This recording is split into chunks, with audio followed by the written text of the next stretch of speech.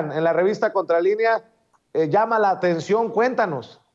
Sí, en un tema ya más preocupante, pues precisamente la Unión Nacional de Técnicos y Profesionistas Petroleros, como lo mencionabas, Vicente, pues va a denunciar mañana a Petróleos Mexicanos ante esta línea roja del TEMEC, esto que el gobierno de Estados Unidos instrumentó para que tanto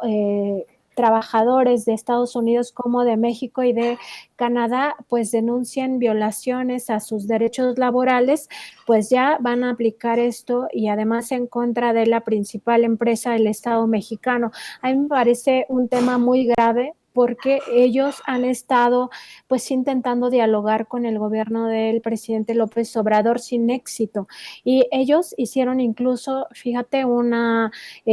meeting afuera de la Secretaría de Relaciones Exteriores para avisarle al secretario Marcelo Ebrard que irían ante el TEMEC, todo esto a lo largo de un año porque están exigiéndoles en Pemex jornadas hasta de 32 horas seguidas y bueno, esto a todas luces es injusto, no solo porque la ley mandata 8 horas, incluso los acuerdos internacionales en materia de trabajo mandatan estas 8 horas laborales, sino porque además es un tema de salud, o sea, una persona no puede estar 32 horas sin dormir y tener el mismo rendimiento laboral, y menos aquellos que están al frente o con responsabilidades que podrían generar grandes accidentes. Entonces, bueno, este es el primer paso, me lo decía la secretaria general de este sindicato, UNTIP, Silvia Ramos. Ella me comentaba en entrevista que es el primer paso que van a dar, pero en enero van, si no hay ningún acercamiento por parte del gobierno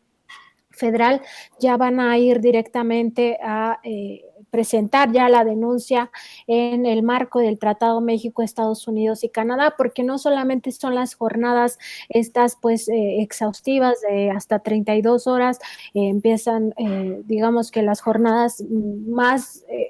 como con menos problemas son a partir de 14 horas, que ya es bastante, pero las peores pues sí son de 32 horas. Además de esto, bueno, hay ingenieros, hay técnicos que no han tenido vacaciones en 4 años, por ejemplo, y todo esto se deriva, Vicente, y ella es muy clara en esta parte de la entrevista, porque hay 1,780 plazas vacantes en Petróleos Mexicanos que la dirección de Octavio Romero Oropesa pues no ha querido cubrir. Entonces son muchas las vejaciones que han sufrido. Otra de ellas tiene que ver con el hecho de que como sindicato no se le reconoce y entonces no hay un contrato colectivo y lo que los rige son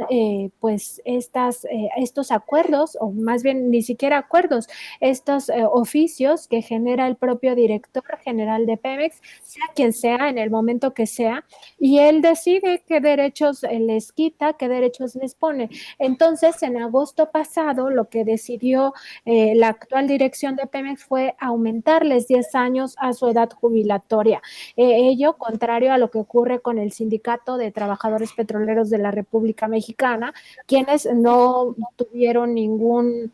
digamos, trastocamiento de este derecho laboral. Entonces me parece grave, pues a mí me sorprendió mucho que ella me dijera que como parte de Petróleos Mexicanos van a ir a denunciar a Estados Unidos a su patrón, pero su patrón resulta que es parte del gobierno federal, ¿no? Es decir, de la Administración Pública Federal. Y aquí nada más puntualizar que ella también señala que la Secretaría del Trabajo de manera unilateral y sin ninguna explicación es la que rompió con las mesas de diálogo. Ya se habían tenido 4 mesas de diálogo y bueno, Petróleos Mexicanos se había comprometido en esas pocas mesas de diálogo a ciertas cosas, no ha cumplido, entonces ellos ya están totalmente desesperados y van a ir a este mecanismo del TEMEC. Mientras eso sucede, también